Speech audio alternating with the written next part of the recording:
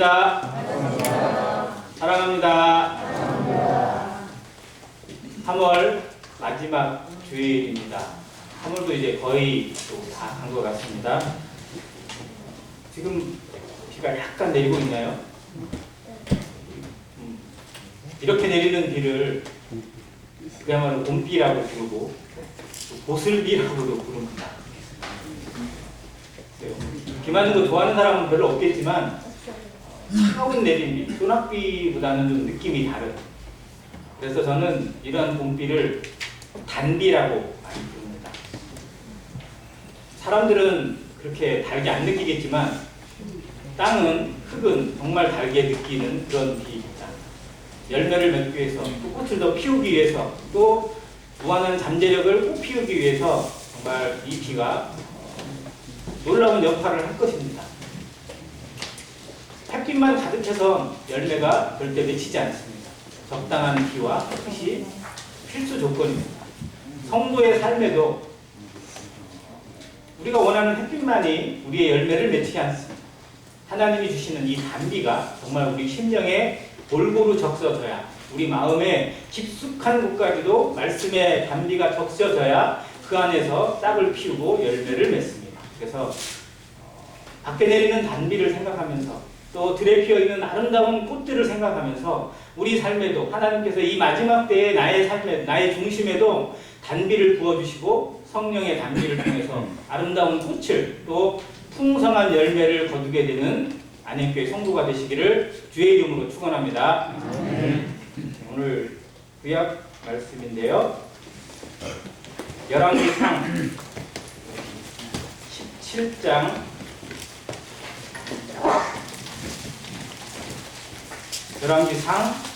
17장 1절부터 10절까지 먼저 말씀을 읽도록 하겠습니다.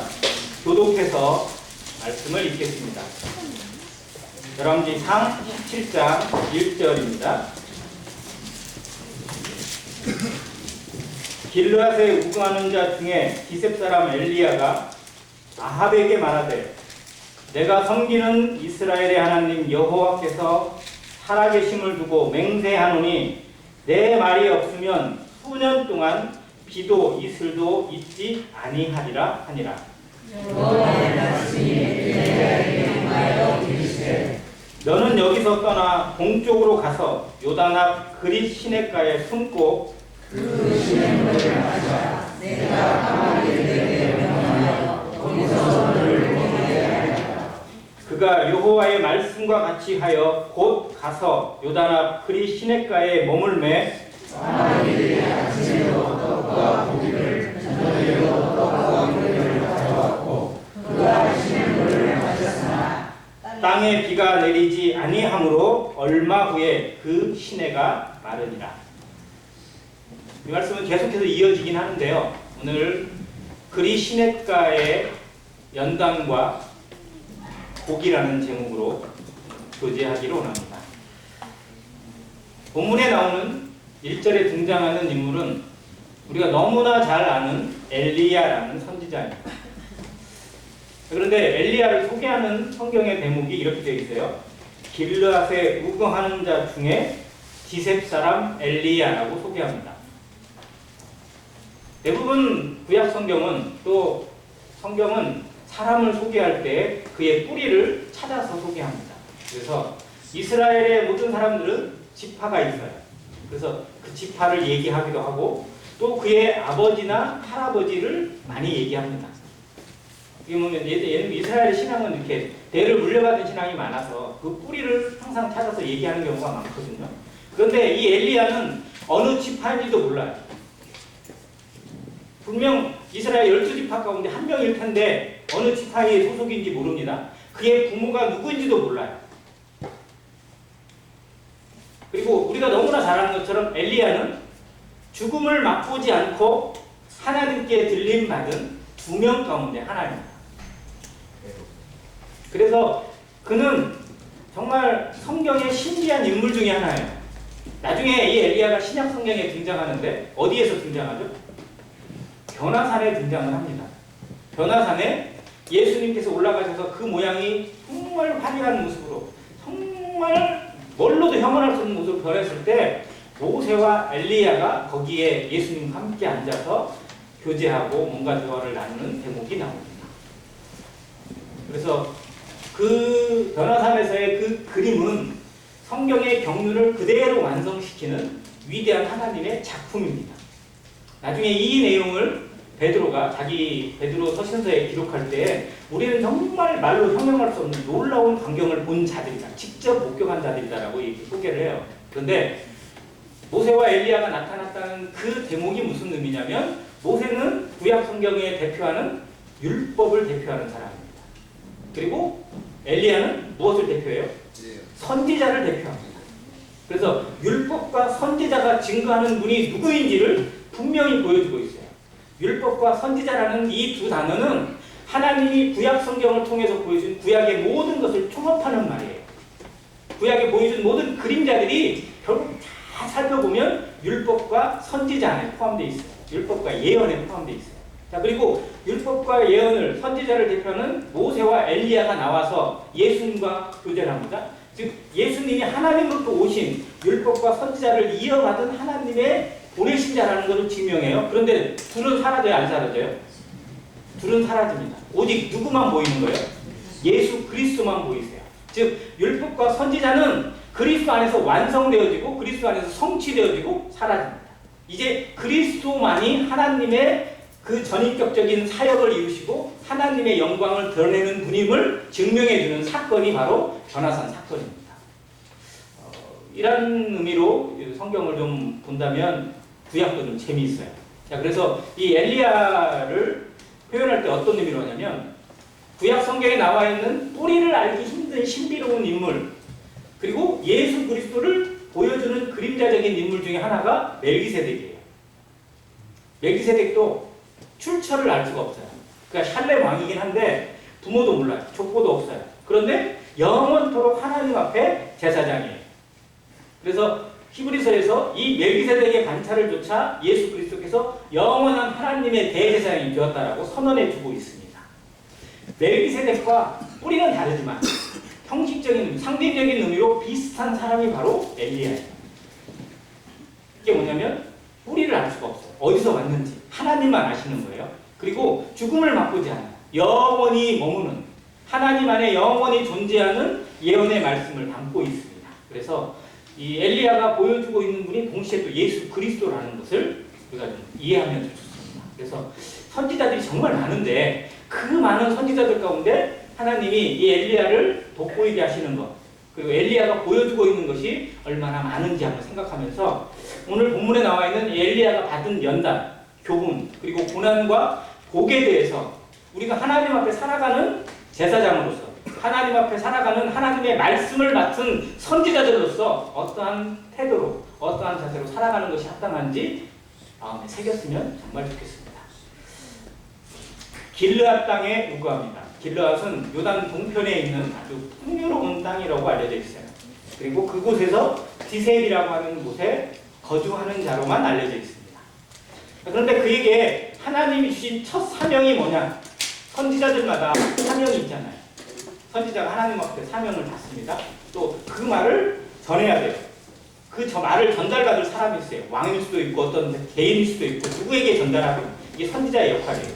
우리가 말씀을 받습니다. 말씀을 받으면 그 말씀을 내 안에서 소화되어지고 그 말씀을 하나님의 말씀으로 받았다면 이제 그 말씀을 어떻게 전해야 할 건지 누구에게 보여줘야 할 건지 사명이 남아있어요. 그게 성도가 존재하는 이유입니다. 우리에게 하나님이 말씀을 주십니다. 구원의 말씀을, 복음의 말씀을, 진리의 말씀을 그리고 살아있는 하나님의 말씀을 주셨다면 이제 그 말씀이 내 안에서 소화되어져서 이제 누군가에게 전달돼야 됩니다. 누군가에게 보여줄 수 있고 향기로 나타나고 열매로 드러나기를 원합니다. 복음의 말씀이라면 전파되기를 원합니다. 하나님이 그걸 주셨어요. 그걸 말씀을 통해서 우리에게 심어주십니다. 그런데 너무나 많은 성도들이 나에게서만 받고 끝나는 경우 아니 이 안에서 소화도 못한 채 그냥 머무는 경우가 너무 많다는 겁니다. 하나님의 비극입니다. 안행교회는 우리 안에서 그냥 머무는 말씀이 아니라 내 안에서 소화될 뿐만 아니라 그 열매가 그 향기가 이웃에게 퍼져나가고 가족에게 퍼져나가고 믿지 않는 자에게 전파되어지고 다른 성도들에게 아름다운 본으로 전파되기를 간절히 바랍니다. 이게 선지자적 사명입니다. 말씀을 받은 자의 사명이에요.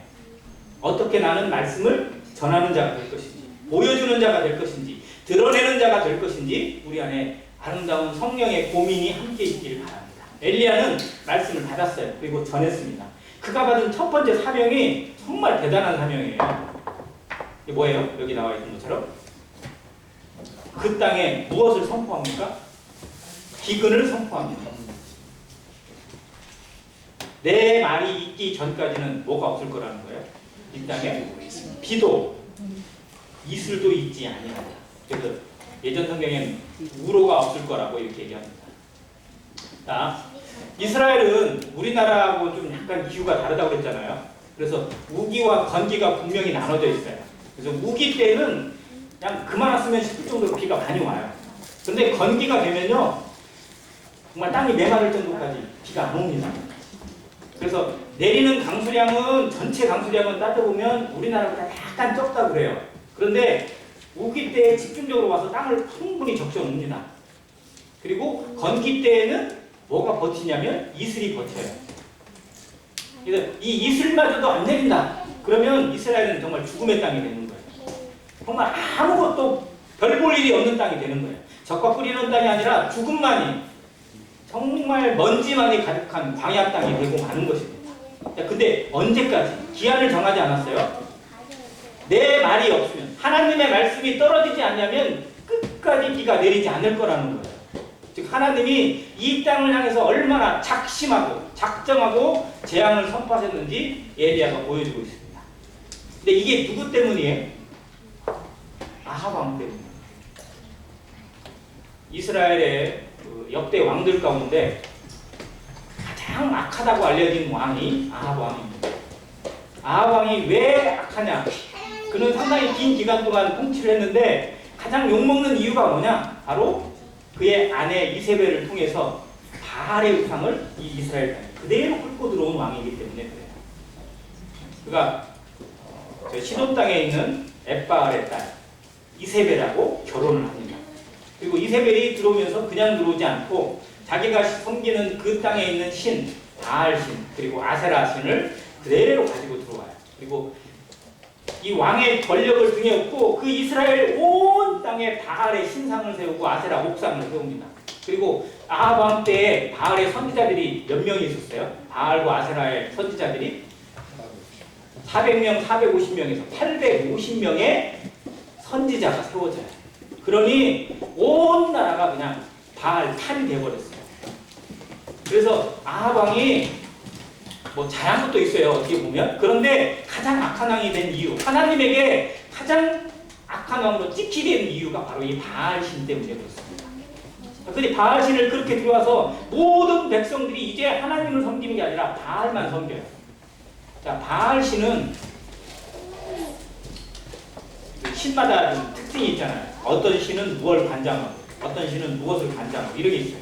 바알신은 이름 그대로 무슨 뜻을 가지고 있냐면 풍요의 신이라는 뜻이에요. 그리고 무엇을 관장하냐면 비를 관장해요. 자, 잘 보세요. 엘리야가 예언한 게 뭐예요? 비가 안 온다. 비가 내리지 않는다. 우로가 막힐 거다. 그런데 바알신은 무엇을 관장한다고요? 비를 관장해요. 그러니까 하나님이 바알과 아주 정면 대결을 선언하신 거예요. 누가 신인지 봐라 이거예요. 바알이 정말 비를 줄 수 있는지, 비를 내리게 할 수 있는 신이라면 믿어도 좋다. 그러나 내 말이 있기 전까지는 절대 비가 없을 것이다. 바알은 신이 아니다. 바알은 아무것도 아니다. 라는 것을 하나님이 대놓고 그들에게 보여주시는 예언이 이 엘리야의 예언입니다. 근데 비가 내려야 안 내려요? 안 내려요. 왜? 하나님의 말씀입니다. 바알은 아무것도 아닌 거예요. 그러면 백성들이 깨달아야죠. 왕이 깨달아야죠. 아, 하나님의 말씀이 진리구나. 하나님이 신이시구나. 바알은 아무것도 아닌 거예요. 그냥 사람이 만든 우상이구나 라고 깨닫고 돌아오면 얼마나 좋아요. 근데 안 돌아와요.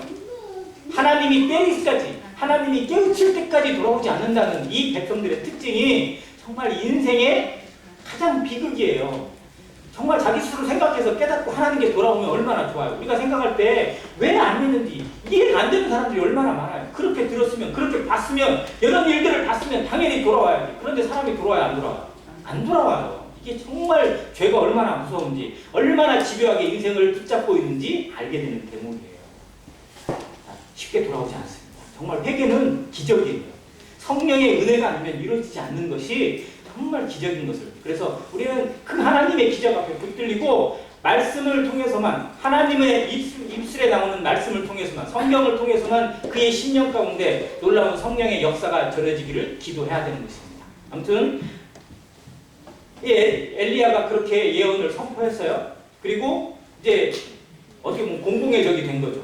온 이스라엘이 죽음을 선언한 거잖아요. 생각해요. 비가 안 올 거야. 비 안 내려. 라고 선언하면 누가 생각할 때 알았어. 이렇게 받을 사람이 어디가 있어요. 이건 우리에게 죽음을 선언하는 것과 마찬가지예요. 이스라엘 땅은 비가 안 내리면요 아무것도 지을 수가 없어요. 자, 아무튼 그러한 이스라엘 땅의 비를 그치게 하는 하나님의 예언을 선언하고 이제 그가 어디로 가냐면 하나님의 말씀대로 그리 시냇가로 갑니다. 그리 시냇가가 어딘지에 대해서는 지금도 약간 논란이 있어요. 두 군데가 후보지인데 저도 어디가 맞을지는 정확히 모르겠어요. 한 군데는 그가 살고 있는 이 길르앗 땅 부근에 있는, 우리가 좀 익숙한 단어가 하나 있는데 야베스라는 곳 들어보셨어요? 길르앗 야베스라는 단어가 있는데요. 우리가 하면 야베스의 기도라고 해요. 야베스는 사람 이름만 기억을 해요. 근데 야베스는 지명도 있고 사람 이름도 있어요. 길르앗 곳에 있는 골짜기 이름이 야베스입니다. 그 야베스 골짜기의 기류가 바로 그리 시냇가에서 거다라고 하는 주장이 하나 있고요. 두 번째는 거기보다 좀 더 아래에 있는, 즉 요단의 제일 밑에 쪽에 있는 여리고 부근에 있는 시냇가일 거라고 얘기하는 두 가지 주장이 있어요. 저도 어디가 맞는지는 모르겠어요. 이 성경에 있는 모든 지명들이 지금 다 그대로 증명되거나 다 발견된 게 아니에요. 이것으로 추정되는 것이 많습니다. 자, 그 중에 하나가 이 그리 시냇가인데 저는 밑에이지 않을까라는 생각을 해요. 밑에 요단 동편이라고 얘기를 했는데 길르앗 땅에서 보면 동편이 이 여리고 인근이거든요. 자, 그리고 그곳에 있는 이 와디 켈트라고 하는 곳인데 거기에 지금 현재 엘리야의 기도원이라고 불리우는 곳이 있어요. 동굴이에요. 근데 그 시내가 샘이 3개가 있대요. 자연적으로 흘러오는 샘이 3개가 있는데 이 샘들 중에 두 번째 샘 속는 샘이 아주 커가지고 쉽게 물이 마르지 않는 곳으로 알려져 있다고 합니다. 근데 아무튼 그 그리 시냇가가 어딘지 중요한 게 아니고 그곳으로 가서 숨으라고 했어요. 왜? 그를 잡아서 죽이려고 할 거니까. 그는 이제 공공의 적이 돼서 이스라엘뿐만 아니라 온 백성들에게 표적이 되어버렸어요. 그 전까지는 한 번도 알려지지 않았는데 이 예언 하나로 인해서 우리가 때로는 어떠한 하나님의 말씀으로 인해서 하나님의 말씀을 선언하는 어떠한 걸로 인해서 모든 사람들 앞에 표적이 될 수도 있어요. 집안에서 갑자기 그냥 손에 딱 찍히는 인물이 될 수도 있어요. 그동안에 우리 집안에 이런 놈이 없었는데 네가 갑자기 뭐 복음을 들었다고 해가지고 뭐 이렇게 하면 저도 약간 우리 집안에서 그런 사람이 됐는데 아무튼 그런 사람이 될 수도 있다는 거예요. 그래서 그에게 하나님이 피난처를 제공하십니다. 그곳이 그리 시냇가예요. 그곳에 물을 먹으라는 거예요. 그리고 그곳에 머물면 먹을 것이 구할 수가 없는 그곳에서 하나님이 누구를 통해서, 무엇을 통해서? 까마귀를 통해서 너를 먹이겠다. 너를 살리겠다고. 너를 지키겠다고 약속을 하십니다. 자, 까마귀라는 동물 들으면 기분이 어떨까요? 까마귀. 까마귀는 길조예요? 손조예요? 길조. 까마귀는 아무리 색깔이 시커매도 그래도 좋은 새다. 흉조다. 별로 기분이 안 좋다. 까마귀는 항상 무엇과 연관이 돼 있어요? 죽음이랑 많이 연관돼 있단 말이에요. 그런데 성경에 나오는 까마귀는 노아의 방주 때에도 나오고 여기도 나오고 그러는데 어떻게 보면 사람하고도 친근한 것 같기도 하고 하나님 말씀을 좀 듣는 편이기도 했던 것 같아요. 근데 실제적으로 까마귀가 대단히 똑똑한 새라고 합니다. 까마귀를 훈련시켜가지고 시키면 말을 되게 잘 듣는데요. 저는 안 해봐서 모르는데요. 실제로 웬만한 동물들, 강아지나 침팬지만한 지능을 가지고 있는 새가 까마귀라고 알려져 있다고 합니다. 사실은 진짜 모르겠어요. 아무튼 이 까마귀를 통해서 하나님이 일하시겠다는 거예요. 자, 그런데 까마귀는 특징이 있어요. 자기 새끼만 먹여요. 까마귀의 특징이에요. 아니 모든 새들이 거의 그래요. 다른 짐승이나 다른 새를 먹이는 새는 별로 없어요. 물론 그런 새도 있긴 있어요. 남의 새가 낳은 알을 갖다가 품어가지고 지가 낳기까지 해주는 자고새도 있는데, 아무튼 대부분의 새가 그렇고 까마귀도 마찬가지인데 자기나 자기 새끼 외에는 먹이지 않아요. 그 다른 사람을 위해서 먹이를 물어다 준다는 것은 말도 안 되는 일이에요. 그런데 이 까마귀를 통해서 너를 먹이겠다고 하신 하나님의 말씀은 인간의 상식, 사회의 상식을 뛰어넘는 하나님만의 권위입니다. 말씀은 때로는 우리의 이해로, 우리의 머리로 이해되지 않는 수준이 너무 많아요. 그것을 내 머리로 어떻게 그럴 수가 있지? 어떻게 그게 말이 돼? 이건 말도 안 돼! 라고 따지는 것은 아무 의미가 없어요. 하나님이 그렇게 하시면 사람은 그냥 믿는 게 가장 편한 거예요. 우리에게 그걸 하나님이 이해시킬 필요도 없고 우리의 머리에 그걸 받아들일 만한 용량도 안 됩니다. 우리가 어떻게 저 우주의 진리를, 이 몸에 들어있는 인체의 신비의 진리를 어떻게 우리의 머리로 다 이해할 수 있어요? 아무리 박사들이 연구해도 안 되는 건데. 그런데 때로는 우리가 이 내 머리 생각 때문에, 이 고집 때문에 하나님의 말씀을 아닌 것으로, 말도 안 되는 것으로 거짓말로 치부해버리거나 무시해버리는 경우가 너무 많다는 거예요. 그냥 말씀이 그렇다면 들으세요. 그렇게. 하나님도 그렇게 하십니다. 하나님이니까 그렇게 하시겠지. 하나님이면 능히 그렇게 하시고도 남지. 이렇게 받으면 편해요. 말씀을 받는 태도는 어린아이처럼 단순하면 됩니다. 어린아이들은요, 아빠가 세상에서 제일 힘도 세고 제일 용감하고 제일 부자인 줄 알아요. 그래서 아빠가 해주겠다면 다 그런 줄 알아요. 실상은 잘 모르지만. 근데 그렇게 받으면 편한 거예요. 근데 그걸 내 머리로 뭔가 이렇게 이해해보겠다고 막 따지고 그냥 생각해보고 막 그걸 덤벼보다 보면 오히려 말씀에서 미끄러지는 경우가 참 많이 나옵니다. 그래서 말씀은 말씀으로 받고 하나님으로 받으면 됩니다. 자, 엘리야가 그렇게 받았어요. 그렇게 한다고 하니까 엘리야가 그냥 갔어요. 그곳에 갔어요. 그리고 그곳에 가서 물을 마셨어요. 그랬더니 아침에 뭐가 날라와요? 아침에 까마귀가 날아와요. 입에 뭐를 물고. 자, 그러면 까마귀 한 마리가 날아온 걸까요? 여러 마리가 날아온 걸까요?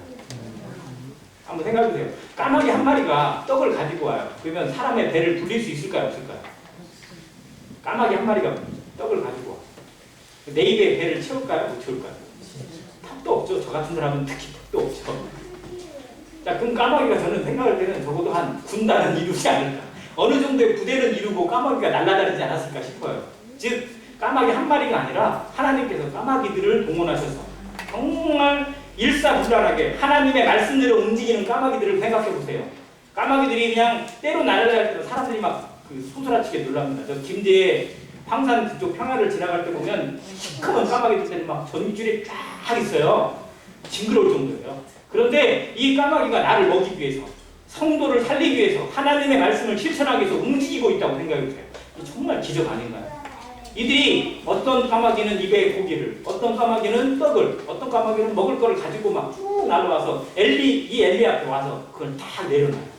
그리고 빨리 주시옵소서 이렇게 하고 마치 하명을 기다리듯 신하처럼 엘리야를 먹여요. 그리고 날아가요. 또 저녁이 되니까 또 어김없이 날아와서 먹을 것을 구해다가 엘리야에게 주는 거예요. 이 하루, 이틀, 사흘, 나흘 똑같이 계속적으로 반복되어집니다. 정말 엘리야의 삶에 기적과 같은 일들을 그가 하루하루 경험하는 거예요. 아침 저녁으로 하나님이 나를 어떻게 보호하시는지, 나를 어떻게 인도하시는지를 경험하는 삶을 이 그리스도인이 살고 있습니다. 그는 내일 식량을 준비한 적이 단 한 번도 없습니다. 하나님이 주시는 대로, 하나님이 보여주시는 대로, 그리고 하나님의 말씀대로 살아가고 있는 하루하루의 기적을 경험합니다. 은혜를 경험합니다. 하나님의 말씀을 경험합니다. 하나님의 손길을 경험하고 그 능력을 체험하는 삶을 살아가고 있습니다. 우리 성도가 그런 삶을 사는 거 아닌가요? 한번 살아보세요. 우리가 사는 삶, 내 힘으로 산 것 같지만, 내 힘으로 여기까지 온 것 같지만 실상은 하나님의 은혜의 손길, 하나님의 보호의 손길임을 우리 누구도, 어느 누구도 부인할 수 없습니다. 엘리야가 경험한 삶은 우리가 똑같이 경험하는 건 아니지만 정말 비슷한 경험을 모든 성도가 하는 거예요. 근데 그걸 못 느끼고 살아가는 것, 그 감사를 잊어버리고 그 기적을 체험하지 못하고 그 놀라움을 망각한 채 살아가고 있는 것이 우리의 불행 아닌가요? 내가 사는 삶과 엘리야가 살아가는 하루하루가 정말 말도 안 되게 다른 것처럼 나는 그냥 내 힘으로 내가 준비하고 내가 땅 일구고 내가 뭐해서 사는 것처럼 착각하는 성도가 없기를 바랍니다.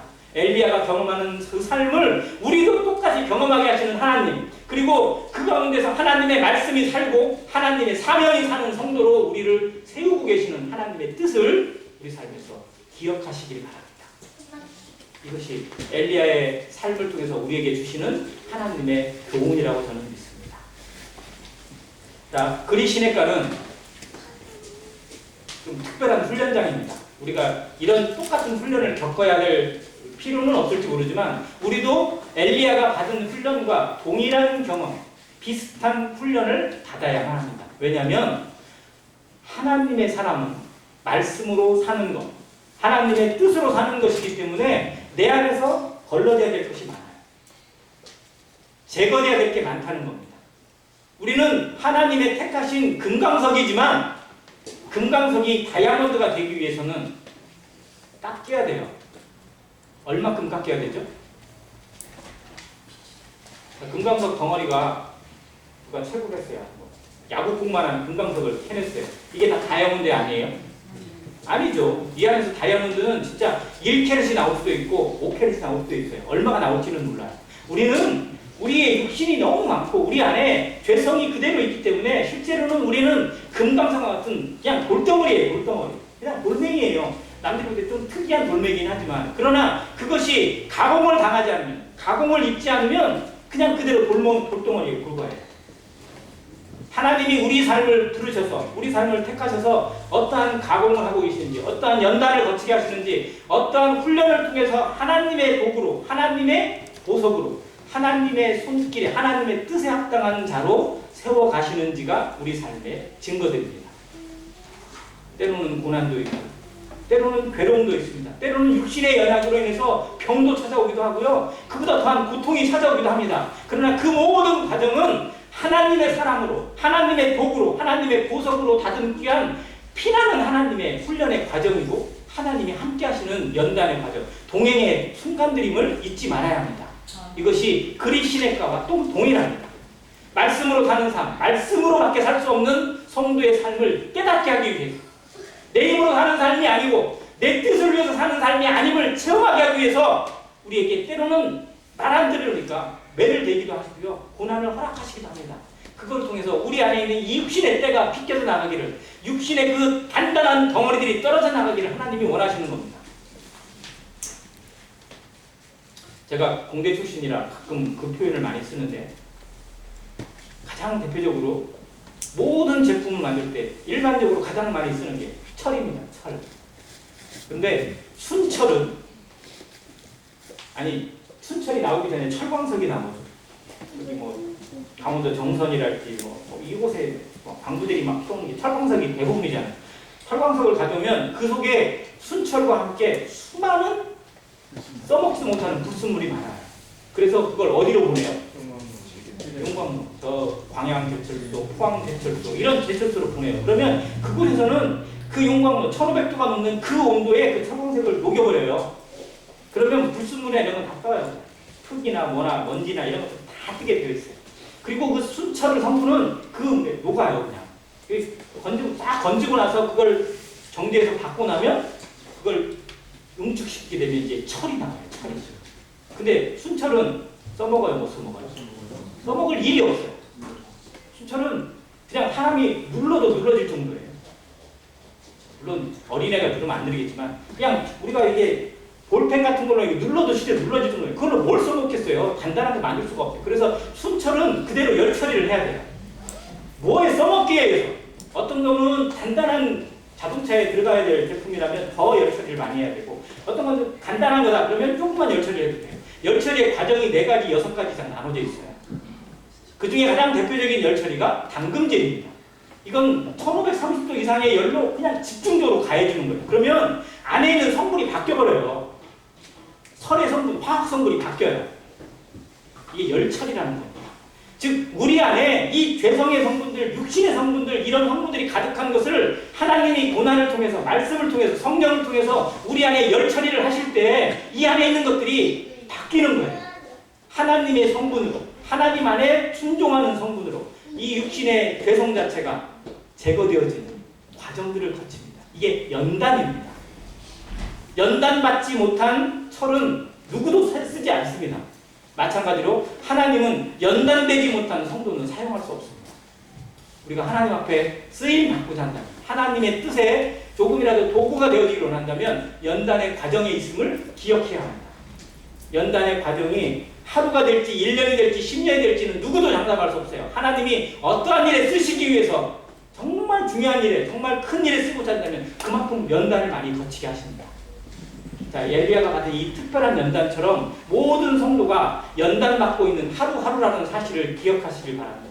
오늘 어려운 일이 있습니까? 힘든 일이 있습니까? 눈물이 있습니까? 아픔이 있고 괴로움이 있습니까? 하나님이 나를 어떻게 바꾸시기 위해서, 어떻게 연단하시고 어떠한 소망 가운데 하나님만 바라는 자로, 그 표대를 보라고 말씀에 의지해서 살아가는 자로 세우시기 위해서 나를 훈련하고 계시는 일을 기대하시면서 내일 나의 모습 어떻게 바꾸실지, 6개월 뒤에 나를 어떠한 모습으로 변화시키실지, 3년 뒤에 5년 뒤에 어떠한 도구로 사용하셔서 하나님의 영광을 드러낼 것인지 기대하는 삶이 되시길 바랍니다. 이것이 그리시네가의 연단입니다. 그리시네가는 그야말로 내려놓음입니다. 내 생각을 내려놔야 돼요. 내 뜻으로 사는 것이 아닙니다. 말씀으로 사는 것이에요. 성도는 순간순간마다 내 생각, 내 고집, 그리고 내 자존심 때문에 하나님의 뜻을 얻습니다. 하나님과 맞섭니다. 성령을 얻습니다. 성령을 소멸시킵니다. 자, 구원 받는데, 구원의 확신을 입는데 제일 방해가 되는 게 뭐죠? 구원 받는데 제일 큰 방해가 뭐예요? 내 생각이에요, 내 생각. 자, 그러면 성도의 삶에, 성화의 삶을 사는데 제일 큰 방해는 또 뭐예요? 내 생각이에요. 그러니까 신앙은 결국은 나를 어떻게 내려놓느냐예요. 구원 받는 것도 마찬가지고 구원 받고 살아가는 삶도 역시 마찬가지고 하나님 나라에 이르는 그 순간까지, 영화의 몸을 입을 그 순간까지 나를 얼마나 내려놨느냐, 나를 어떻게 포기했느냐, 나를 어떻게 버렸느냐, 내려놓고 또 내려놓고 그 모든 과정들을 통해서 하나님의 말씀이 내 안에서 자리 잡습니다. 하나님의 성령이 나를 쓰실 만한 도구로 변화시켜 가십니다. 성령으로 사는 삶, 성령 충만한 삶, 그리고 성령의 인도하심을 입는 삶은 결국은 나를 내려놓는 거예요. 이 싸움이라는 것을 잊지 마시기 바랍니다. 자, 두 번째는 아까 얘기한 것처럼 자기부정, 그리고 철저한 의탁입니다. 그냥 맡기는 거예요. 이스라엘 백성들이 애굽을 건넌 이후에, 홍해바다를 건넌 이후에 광야에 들어갔습니다. 광야에서 그 200만의 사람들이 먹기 위해서 식량이 하루에 어느 정도가 필요했을지 가늠이 안 돼요. 근데 그들이 애굽에서 나올 때 무슨 식량을 무슨 덤프트럭으로 싸운 것도 아니고 매일마다 공장을 찾아가지고 밥을 해먹거나 빵을 만든 것도 아니에요. 그들은 그냥 갔어요. 하나님의 말씀에 의지해서. 근데 누가 먹이신 거예요? 하나님이 먹였어요. 뭘로? 만나, 메추라기, 그리고 반석에서 나오는 물로. 그들이 준비한 게 하나도 없어요. 그들의 삶은, 광야의 삶은 오직 하나님의 은혜를 체험하는 삶입니다. 자, 그런데 거꾸로 생각해 보면 은혜를 체험하는 삶은 동시에 무슨 삶이에요? 광야의 삶이에요. 우리가 광야 안에 머물고 있다고 생각할 때 정말 내 삶이 광야같이 먼지투성이고 정말 앞길을 알 수 없고 희망이 안 보이고 정말 암담한 그런 현실이 실상은 은혜로 사는 삶이라는 사실이에요. 내가 너무 준비되어져 있어요. 모든 게 풍족하고 부족한 게 없고 다 채워져 있다고 생각되는 순간에 우리는 은혜를 잊어버리게, 실족하게 됩니다. 자만에 빠지고 자죽에 빠지는 그 순간에 실제로 심각한 교만의 죄가 우리 가운데 좀먹고 있다는 사실을 너무나 많이 발견합니다. 그래서 은혜로 사는 삶은 동시에 광야의 삶이라는 사실을 잊지 말아야 합니다. 내 안에 광야가 있습니까? 광야 같은 외로움이 있고 고독이 있습니까? 정말 하나님을 찾는, 하나님으로만 만족하는, 하나님으로만 위로받는 광야의 은혜라는 사실을 늘 기억하시길 바랍니다. 자, 그리고 그곳은 하나님만 바라보아야 합니다. 다른 것은 기대할 수가 없습니다. 사람이 떡으로만 살 것이 아니요 오직 하나님의 입에서 나오는 자기가 모든 말씀으로 살 것이냐. 하나님이 주시는 것들이 정말 나의 생명임을 믿습니까? 내가 그 말씀으로 살고 있음을 믿습니까? 그러나 내 삶에, 내 인생에, 내 자존심에 얼마나 내가 만든 것들, 세상이 주는 것들에 의지하고 그것에 바라보는, 거기에 마음이 훅 가는 경우가 얼마나 많은지도 우리가 압니다. 그래서 우리는 훈련받아야 됩니다. 하나님만 바라는, 하나님의 말씀만이 내 생명임을 늘 인식하고 기억하고 붙드는 연단, 이게 묵상입니다. 말씀의 묵상이 우리 가운데 매일매일 반복되어지는 성도, 그 말씀의 살아있음이 매일매일 체험되어지는 성도가 되시길 바랍니다. 일주일에 한 번 들은 말씀으로 만족하지 마세요. 일주일에 한 번 들었다고, 한 달에 한 번 그 말씀을 들었다고, 아니 유튜브로 봤다고 해서 내가 말씀을 들었다고 착각하지 마시기 바랍니다. 내 안에서 소화되지 못하고 매일매일 내 삶을 채우시는 하나님을 만나지 못한다면 우리는 여전히 빈궁한 가운데 있고 여전히 영적 굶주림에 머무는 자들인 걸 기억해야 합니다. 매일 매순간 하루 세 끼를 먹는 그 습관처럼, 일정한 양식을 사모하는 그 육신의 이 욕망처럼 하나님의 말씀이 나를 온전히 살리는 말씀임을 잊지 않고 그 습관을 가져가시기를 주의 이름으로 간절히 축원합니다. 자, 마지막으로 이곳은 체험과 비움의 장소예요.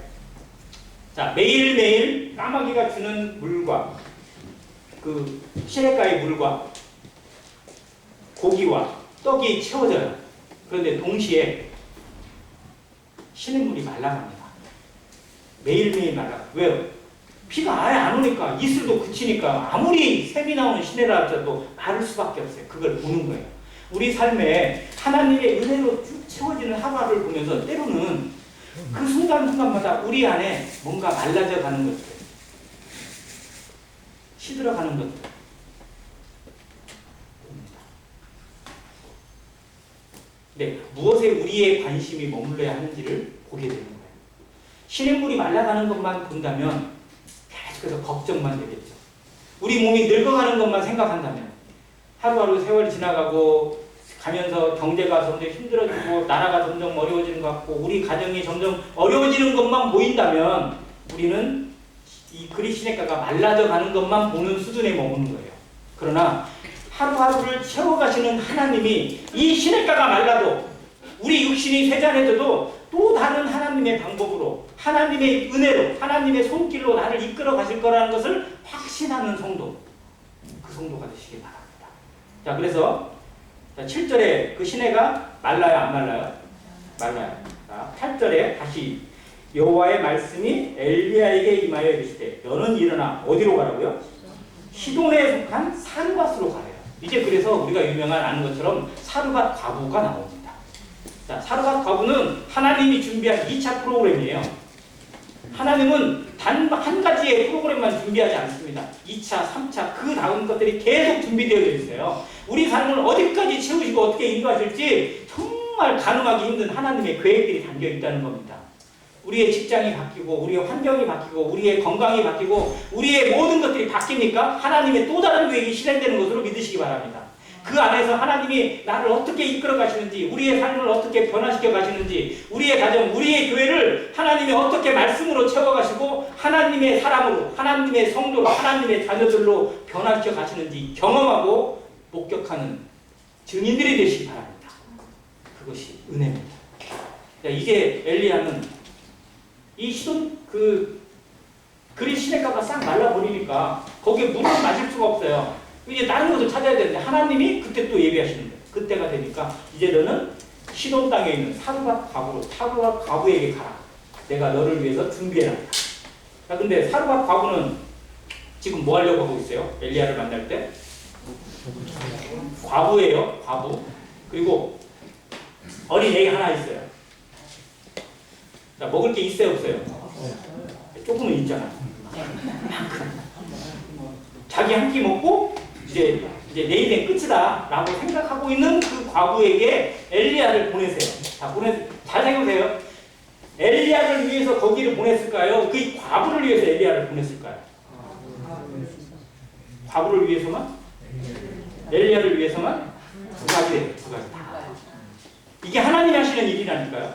우리가 누구를 만나요? 어떤 일을 해요? 마치 그 사람을 위해서 내가 있는 것처럼 생각할지 모르지만 우리는 동시에 영향을 줍니다.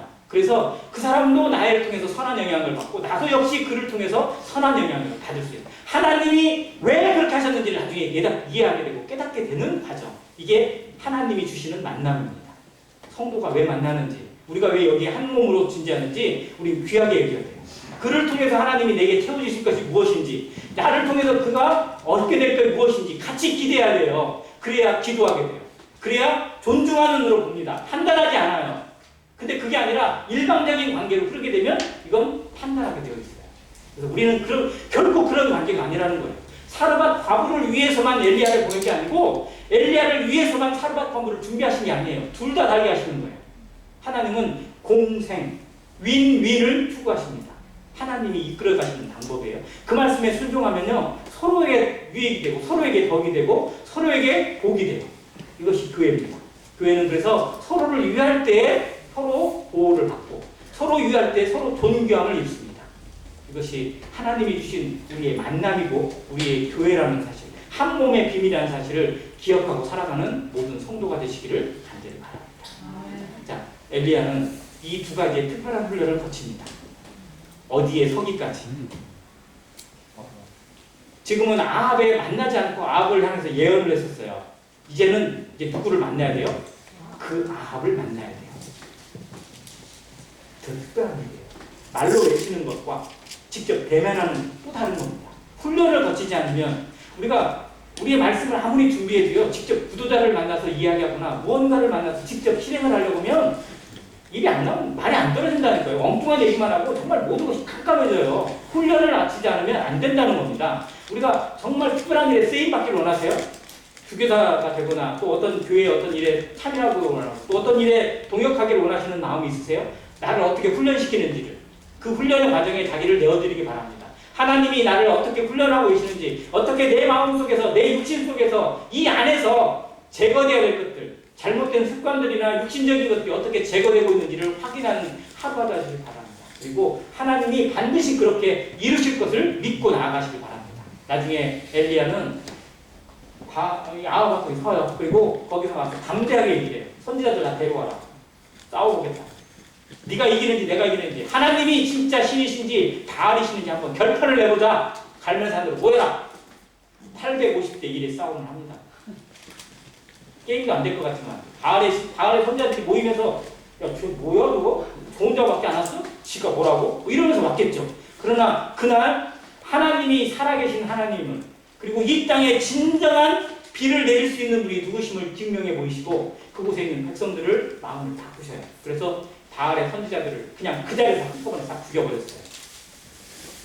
그러면 게임이 끝날 줄 알았는데 그렇지 않더라고요. 우리의 힘은 뭔가 하나를 이뤘다고 해서 끝난 게 아니라는 사실을 기억해야 됩니다. 우리가 목표로 하는 것 하나를 달성했다고 하나님의 뜻이 성취된 게 아니에요. 우리의 인격이, 우리의 영성이 그리스도를 닮아가는 그 순간까지 우리는 끊임없이 연단을 거칩니다. 그 후에도 엘리야는 계속해서 연단을 거치고 하나님의 훈련을 받습니다. 우리의 삶이 계속해서 훈련을 받는 인생, 30년이 돼도 50년이 돼도 주님 앞에 서는 그날까지 여전히 연단 받아야 된다는 사실을 인정하고 오늘 하루 무슨 훈련을 받는지, 어떠한 훈련을 통해서 내 자존심 하나님이 깎아내고 계시는지, 연단을 통해서 보석으로 만들고 계시는지 그걸 경험하는, 그걸 확인하는, 그리고 그 은혜를 온전히 누리는 안행교회 성도가 되시기를 간절히 바랍니다. 감사합니다.